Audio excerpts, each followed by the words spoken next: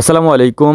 আলহামদুলিল্লাহ, আমরা অবশেষে আমাদের খামার থেকে আমাদের গরুগুলোকে বিদায় দিয়ে দিলাম। এই আবেগের কথা, এই অনুভূতির কথা আসলে ভাষায় প্রকাশ করার মতো না। আমরা দীর্ঘদিন যাবত এই গরুগুলোকে লালন পালন করছি, একেবারে ছোটোবেলা থেকে, মানে ওদের জন্ম আমাদের এখানে, ওদের বেড়ে ওঠা, ছোট থেকে বড় হওয়া, সব কিছু আমাদের কাছেই। সো এই আবেগটা আসলে আমরা বলে বুঝাইতে পারবো না যে কতটা কষ্টের ছিল। তো সকাল সকালে ওনাদের আসার কথা, যারা গরু কিনে রেখে গেছেন, আমাদেরকে বায়না করে গেছিলেন এবং আজকে ওনারা গরুগুলোকে নিয়ে যাবেন এবং নিয়ে যাওয়ার জন্য ওনারা প্রথমে এসে আমাদেরকে টাকাগুলো বুঝাই দেন। মানে যে টাকা ওনারা দিয়ে গিয়েছিলেন, 4.5 লাখ টাকা আমরা বিক্রি করছি, আপনাদেরকে আগের সেই ভিডিওতে বলেছি, এবং আজকে বাকি টাকা ওনারা আমাদেরকে দিয়ে যাচ্ছিলেন।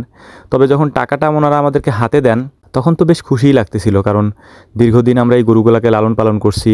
একটা ব্যবসায়িক খাতেই তো গরুগুলাকে আমরা লালন পালন করি, টাকা হাতে পেলে খুশি তো লাগবেই, এটা তো স্বাভাবিক একটা ব্যাপার। কিন্তু টাকাগুলা যখন গুনে আমরা সমস্ত টাকাগুলা নিয়ে যখন চলে যাই এখান থেকে, তারপরেই আমাদের কষ্টের যে জিনিসটা সেটা শুরু হয়। সেটা হচ্ছে গরুগুলাকে খামার থেকে বের করে বিদায় দিয়ে দেওয়া বা তাদের হাতে তুলে দেওয়া আর কি। তো সমস্ত টাকাগুলো গুনে নিলাম, দেখলাম যে আলহামদুলিল্লাহ সব ঠিক আছে, ওনারা যেভাবে বলছিলেন এবং আমরা ওনাদের সাথে যেভাবে কথা দিয়েছিলাম সেভাবে ওনাদের সাথে বেচা কেনা হয়ে গেছে। 4.5 লাখ টাকা আমরা 2টা গরু ওনাদের কাছে বিক্রি করে দিচ্ছি। আপনারা গরুগুলাকে দেখছেন এর আগেও, এবং আরেকটা গরু আছে আমাদের এখানে যেটা আমরা কুরবানির জন্য রাখছি, এবং আরও একটা গরু আছে। সো বাকি যে গরুগুলো আছে এখানে, সেগুলোর ক্ষেত্রে আমাদের আবেগটা আরও বেশি কাজ করবে, এটা জানি আমি, কারণ ওইগুলো আমরা নিজেরাই কুরবানি করব, এবং নিজেদের পালা জিনিস নিজেরাই কুরবানি করা আসলে অনেক কষ্টের ব্যাপার। তাও আত্মত্যাগের একটা ব্যাপার থাকে, তাই আমরা নিজেরা করার চেষ্টা করবো ইনশাআল্লাহ।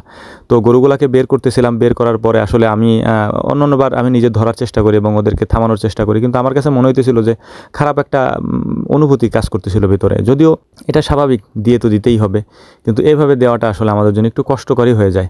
নিজেরা আদর করে যত্ন করে তারপরে গাড়িতে তুলে দেওয়া, যাইতে চায় না, তারপরে হচ্ছে জোর করে দিয়ে আসা আর কি। বইলে বুঝাইতে পারবো না মানে এই অনুভূতির কথা। খুব খারাপ লাগতেছিল, কষ্ট লাগতেছিল, ওদেরকে উঠাই দিচ্ছিলাম আমি বারবার। কি বলবো আর, আসলে বলার কিছু ভাষা নাই। আসলে আমরাও অপারগ, কিছু করার থাকে না, অবলা প্রাণী ওরা। আল্লাহ তাআলা ওদেরকে সৃষ্টি করছেন আমাদের জন্যে, আর আমাদেরকে সৃষ্টি করছেন আল্লাহ তাআলা তার ইবাদতের জন্যে। নিয়ামত ভোগ করতেছি, হয়তো শুকরিয়া ওইভাবে আদায় করতে পারি না আল্লাহ তাআলার, তবু আলহামদুলিল্লাহ। একটা গরু উঠানোর পরে যখন আরেকটা গরু আনতে গেলাম, লাল গরুটা, এটার জন্য সবথেকে বেশি খারাপ লাগতেছিল, কারণ এই গরুটা আব্বা অনেক কষ্ট করে, অনেক যত্ন করে পালন করছে আর কি। আমি গরুর খামারে সময় দিতে পারি কম, জানেন। আমার আরও ইউটিউব চ্যানেল আছে, বিশেষ করে আমি ওই সব চ্যানেলে কাজ করি। আপনারা চাইলেই আমার ওই ভিডিওগুলো দেখে আসতে পারেন। আমার ফেসবুকে আপনি যদি সাইফ স্টোরি লিখে সার্চ দেন, SAIFSTORY, এটা লিখে সার্চ দিলে আপনি আমার ওই ভিডিওগুলো দেখতে পারবেন। তো আব্বাই এই গরুগুলাকে বেশি যত্ন করে পালছে, বিশেষ করে আমি তো দেখাশোনা করার ক্ষেত্রে এবং খাবার টাবার এনে দেওয়ার ক্ষেত্রে বেশি কাজ করছি, কিন্তু গোসল টোসল করানো এগুলো আমি করতাম, কিন্তু আব্বা দেখাশোনাটা বেশি করতো আর কি।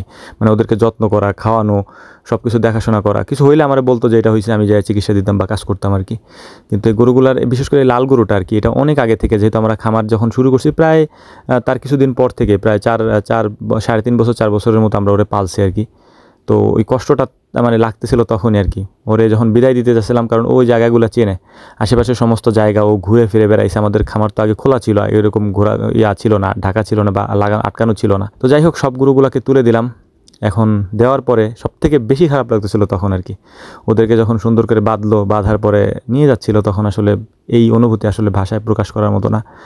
আব্বার দিকে তাকাইতেছিলাম আর দেখতেছিলাম যে মানে কি বলবো আসলে। আর যাই হোক, দোয়া করবেন আমাদের জন্যে, আল্লাহ তাআলা যেন বরকত দান করেন এতে। আমি আসলে মানসিকভাবে মানে কি বলবো, ভেঙে পড়েছিলাম যে আসলে আমি আর ষাঁড় গরু পালন করবো না। আমরা গাভী গরু পালন করি, এগুলো আমাদের কাছেই থাকে, জন্ম নেয় এখানে, বাচ্চা দেয় এখানে, দুধ দেয় এখানে, আমরা ওদেরকে পালন করি। আব্বা বারবার উঠে হচ্ছে ওদেরকে আদর করতেছিল। এখানে সজীব মামা অসুস্থ, সে পা কেটে গেছে, আপনারা জানেন, তো সেও আইসা দেখতেছিল আর কি।